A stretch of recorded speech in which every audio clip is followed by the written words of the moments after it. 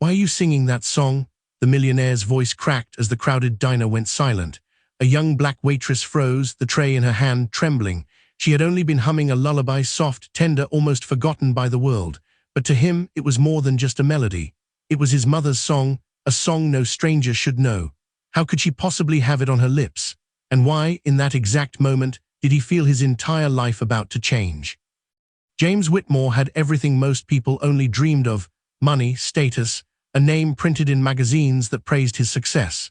To the world, he was the kind of man who walked into a room and made others straighten their backs. But beneath the polished suits and expensive cars, James carried an emptiness he rarely spoke about.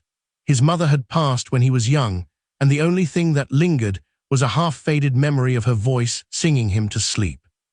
That lullaby, soft and steady, was the only warmth he remembered from a childhood otherwise marked by distance and cold formality. Most nights, James drowned himself in business deals and charity galas, convincing himself that fulfillment could be bought. Yet, even in his grand mansion, silence haunted him. He had no family left, no one who truly knew him. One late evening, while on his way back from a board meeting, James decided to stop at a small roadside diner. It was the kind of place no one expected to see him in: cheap coffee, buzzing fluorescent lights, and the hum of tired workers just trying to make it through the night. For James, it was just a place to kill hunger before heading home. For the waitress who walked over to his table, it was survival. Her name was Alana. She wore a tired smile, her apron stained from hours on her feet. James hardly noticed her at first until she began softly humming. It was faint, almost lost beneath the chatter of the diner. But the tune, oh, that tune cut through him like a blade. James sat frozen, his fork halfway to his mouth. That lullaby, the same one his mother sang decades ago, flowed from Alana's lips as if she had plucked it straight from his memories.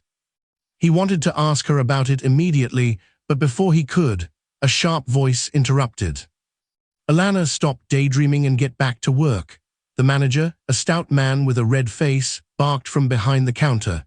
His tone wasn't just impatient, it carried that edge James recognized, the one that strung more than words. Alana's cheeks flushed as she lowered her gaze, whispering an apology. James frowned. The diner was barely half full, yet she was moving non-stop while the other waiters, none of them black, leaned lazily against the counter, scrolling through their phones. "Excuse me," James called, his voice even but firm. "She's doing just fine." The manager glanced at him, forcing a smile. "Oh, of course, sir, just keeping things running smooth." But as soon as James looked away, the man muttered something under his breath, low, but not low enough. James caught a word: lazy. The hypocrisy burned. James had built companies, negotiated billion-dollar deals, and faced ruthless competitors. Yet here, in this tiny diner, he saw something that shook him more than any boardroom battle: casual cruelty aimed at a woman simply trying to make it through her shift. Alana kept moving, serving coffee, wiping tables, all while holding herself smaller than she deserved. When she passed James's table again, he leaned closer. "That song you were humming, where did you learn it?" Her eyes widened. For a moment, her tiredness lifted, replaced by surprise. "It was my mama's song. She used to sing it when I couldn't sleep." "Why?" Before James could answer, another customer sneered from a nearby booth. "Less chatting, more serving, sweetheart." The man's friends chuckled, their laughter slicing through the room. James's jaw tightened. He wanted to stand, to say something, but he hesitated. Would speaking up make things worse for her? His silence felt heavy, like a betrayal.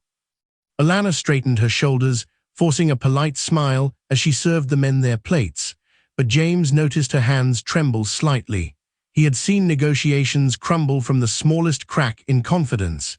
Here, he was watching a woman fight to hold herself together under the weight of constant, quiet attacks. The lullaby echoed in his head, his mother's voice, her love, now woven into Alana's life somehow. What was the connection? James couldn't leave, not now. He needed to know, he needed to understand. But just as he prepared to speak again, the manager stormed over, slapping a bill on James's table. "If you're finished, sir, I'll take care of that now." James raised an eyebrow. "Why the rush?" The man's smile faltered. We just don't like folks lingering, especially when they're distracting my staff." The words hung heavy, not just a dismissal, but a warning. James looked from the manager to Alana, whose lips pressed tight, her eyes silently pleading, "Don't make this worse." And for the first time in years, James felt the sting of powerlessness, an unfamiliar taste for a man who owned everything.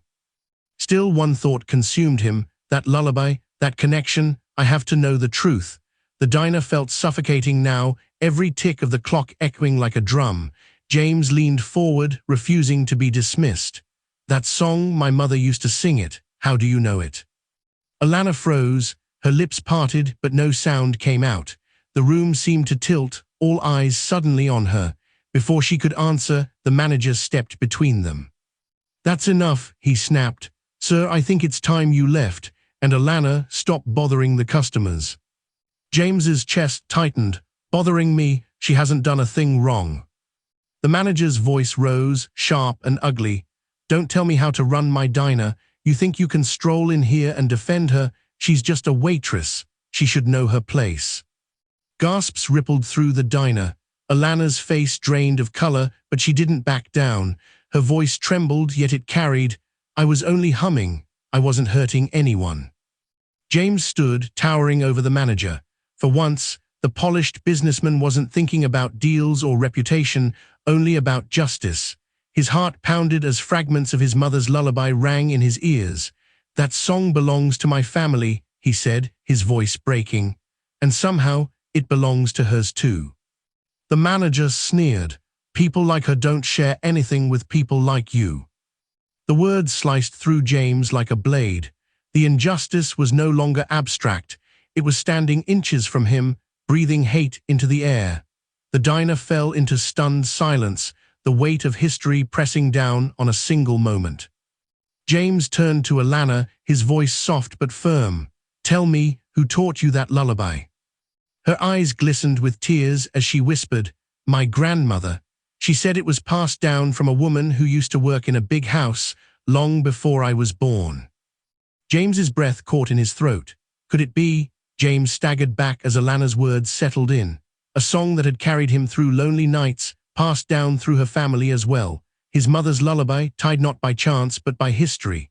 The truth hit him like a storm. His family's past was intertwined with hers, perhaps through generations scarred by slavery and injustice.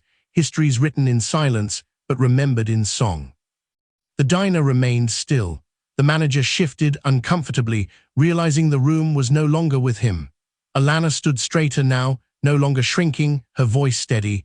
"Our stories aren't as separate as you think." For James, the moment was transformative. He had walked in as a man of wealth, convinced that success insulated him from the world's ugliness. But here, in a modest diner, he was confronted with the truth. Racism was alive, not in distant headlines, but in the very way Alana was treated before his eyes. He left that night not with anger, but with a burning responsibility. If his wealth and voice carried power, then silence was no longer an option. Alana's lullaby was not just his mother's song, it was a reminder of the resilience and pain carried by countless families whose struggles were ignored, dismissed, or buried. And as James drove away, the question echoed louder than ever. How many other voices, songs, and stories are silenced every day by prejudice that goes unchallenged? Because in that diner, James witnessed more than a song. He witnessed the weight of history pressing on a single woman just trying to survive. And if one lullaby could expose that truth, then maybe it's time we all stop to listen. So ask yourself, when you see injustice, do you stay silent or do you stand?